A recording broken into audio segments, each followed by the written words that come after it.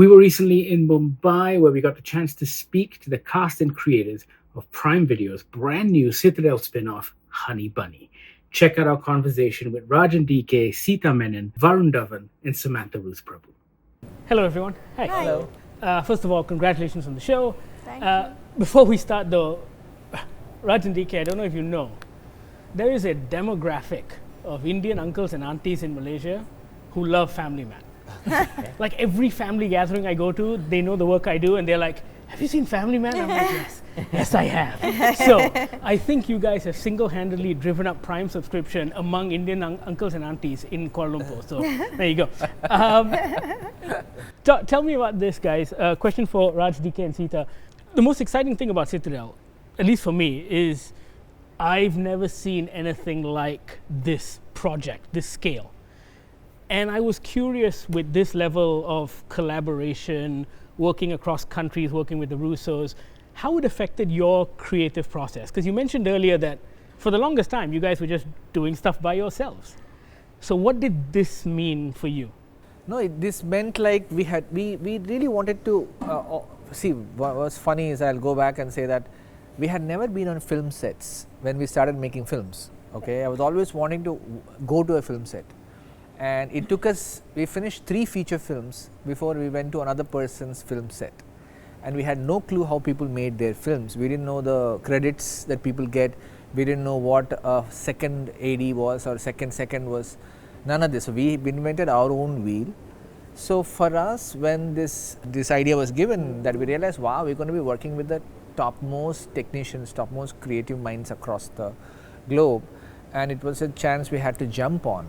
And where you realize that we want to see how they work, how they think, how they write, how they develop, how do they design, how do they put things together. We are usually grounded, more realistic kind of action the way we do. We're also seeing fantastical action out there with so much conviction. So for us, it was interesting to join hands with someone like them, someone like Russos, and even the writers, the creators there. So, but I think the reason they chose to work with us is to let us do what we do. So so that's what they said. They were clear about it. So it's not like I had to do their style. We didn't have to do it like them. We just had to do it like us, given this world. Yeah, and I think that was very clear from the first episode. It felt very much like a Raj and DK thing. That's good then. Yeah. Yeah, I really enjoyed. Thank God. Yeah. I really enjoyed the first episode, and Varun and Samantha, the one thing that came across immediately was your chemistry. There was an instant rapport.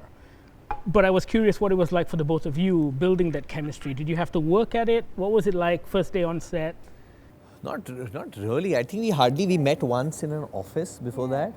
And for me, the only pressing question which I would keep asking them and tell Sam that there's only so much time for these characters to show the kind of love or romance they have. There's not because after that all the action begins, all the shit hits the fan. So then in so much time, how do we give this relationship gravitas? So I think something very interesting they did, they just pick up the relationship midway. Yeah. They didn't show this is the first time Honey and Bunny meet. They already know each other.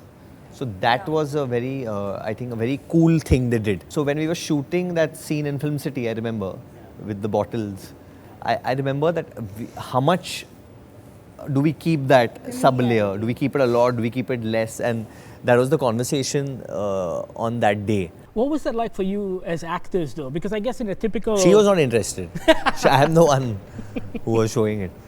She was troubled with her own worries, I think, in the scene at that time. So, a question for Sam and Raj and DK. There is a phenomenal sequence towards the end of the first episode in the car. Oh, yeah. When you have to escape your captors. I'm so happy you've seen stuff. I'm really excited. Exactly. The worst part is that they only gave us one episode. That's the cliffhanger part. is I'm terrible. glad that you think it's the worst part. No, that sequence was fantastic. And I was wondering if you could just step me through the training of it and how you shot that sequence, because there's a real kinetic energy to what happens in the car, and you kick some serious ass. Actually, we shot that part it was towards the end of the entire series, and we had done some really crazy stuff, and so I was like, okay, I've done way more intense action. This is going to be like easy day, and it's going to be half a day, and I had like planned the rest post 2 p.m. I'm going, I'm coming for coffee, guys, and it's over, I'm done with. And then I almost cried that day because yeah, it was the hardest day for me at shoot. The only day that you weren't on set, and it turned out like, because we thought that we would do it in 2 hours, because it's just like one movement and just 2 other stunt guys. So we thought that we had it, but it was again and again and again and again. One person was messing it up, or it was the camera. How many takes did you all do then? We did it all day, like almost 12. no, like 40 takes. You think so? Like Guys, 40 come on. takes. No, I that's love a it. huge He's like, huge huge count. 12. It seems like, no, it's I'm like, 40. 40? I was like, the entire day we shot just that, and usually they shoot like 4 scenes Oh, they in a day. shoot so They much. shoot so much. If it's any consolation, it looks great. Oh, thank you. Thank you. So your hard work paid off. Oh my God. I have a question for Sita, just about the writing process. When it comes to something like this, and you're building out, or at least the Roosters are building out this cinematic universe of sorts. How does that work? Because you're told, hey, tell your own story. What are the do's and don'ts? Is there like a rule book of what you can do and what you can't do, and like how does it? It's funny you say that. There wasn't a rule book. There were tent poles that there's a good agency, there's a bad agency, there's something they would do, there's something they won't do, and that was the rule book. So apart from that was just charting our own story. We had a straight emotional through line with Nadia. It's the story of Nadia's parents. From there, it starts from literally a blank page. So building from there wasn't that tough, as long as we made sure that we fit into the general spyverse, the overall spyverse. And then it took incessant phone calls and emails and Zoom calls. I'll tell you what, we first had our first meeting in 2019. And yeah. So Just we were before shooting the in, pandemic? Yeah, we were shooting in 2023. So took about 4 years of development, right? Yeah. Or 3 full years of development. That's insane. Tell me this, I don't know if this is an answer you might have, but I'm curious. I was looking back or thinking about my back catalog of Hindi and Tamil movies that I grew up watching.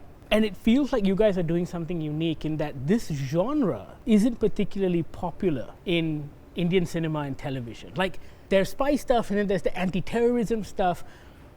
But when you throw in the fantastical elements that Citadel has, even some of the James Bond elements, it feels something unique. And I'm curious why it hasn't caught on as much within the Indian cinematic scape. Like, if you go to Hollywood, it's like every other show is a spy show of some sort, and everyone wants to be the next James Bond. We have the spy universe movies of Yash Raj. Right, yes. We have that.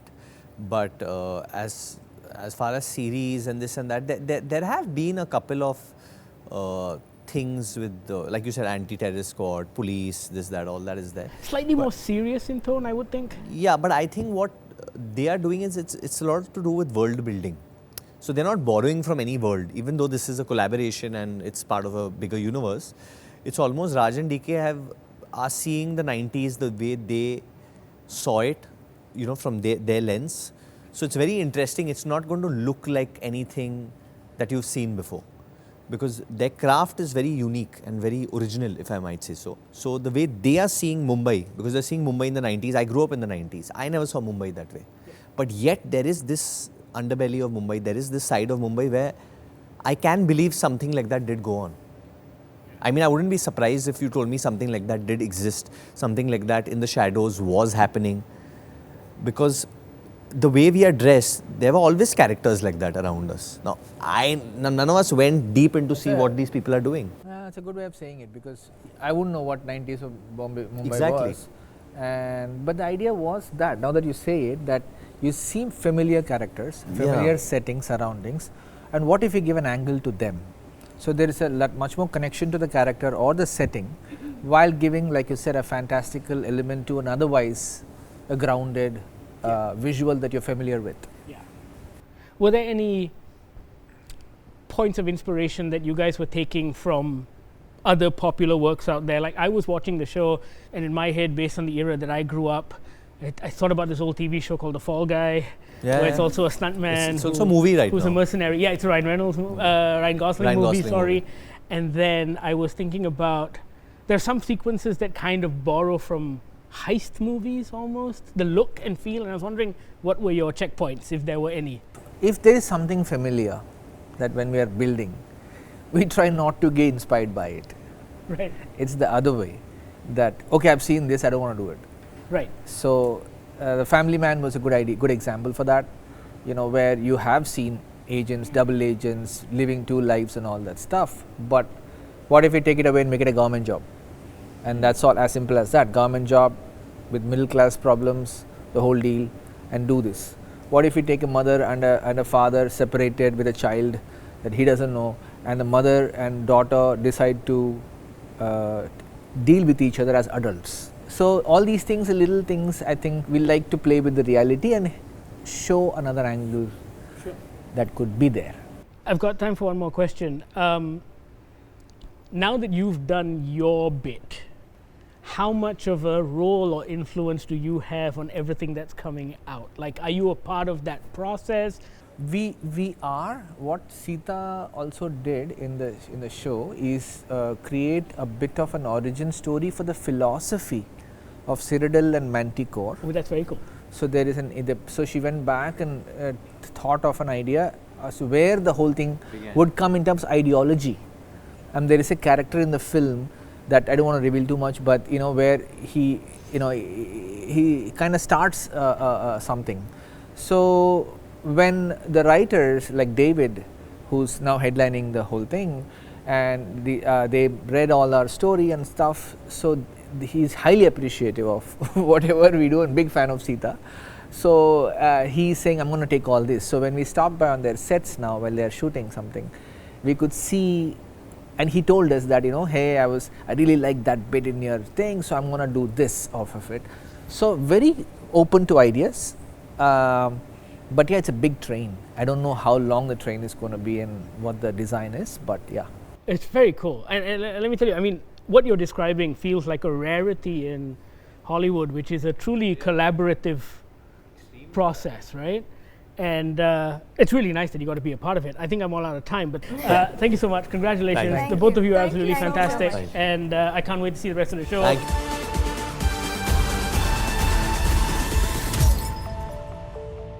Citadel Honey Bunny drops on Prime Video on Thursday, November 7th. Check it out. Let us know what you think. Sound off in the comments. And thank you so much for watching.